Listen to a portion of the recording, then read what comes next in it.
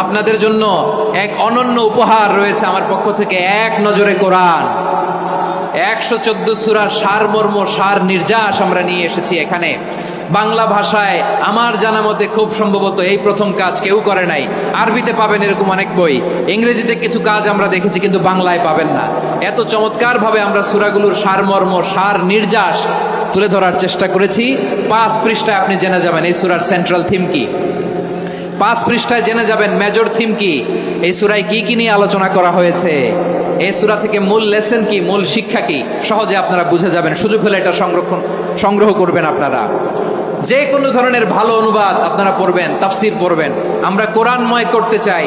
খতম কোরআনে রমাদানের 1 খতম দেওয়ার একটা সহজ পদ্ধতি হচ্ছে রমাদানের প্রতি নামাজের পরে 4 পৃষ্ঠা। প্রতি নামাজের পরে কয় পৃষ্ঠা? 4 পৃষ্ঠা। তাহলে 5 ওয়াক্তে 4 পাঁচা 20 পৃষ্ঠা। হেফজে কোরআনগুলো 20 পৃষ্ঠা এক পারা। এভাবে 30 দিনে আপনার 1 খতম হয়ে যাবে। আমরা যেন তার তিলের সাথে বিশুদ্ধভাবে কোরআন তেলাওয়াত করতে পারি। আল্লাহ তৌফিক দান করুক। পড়েন আমিন।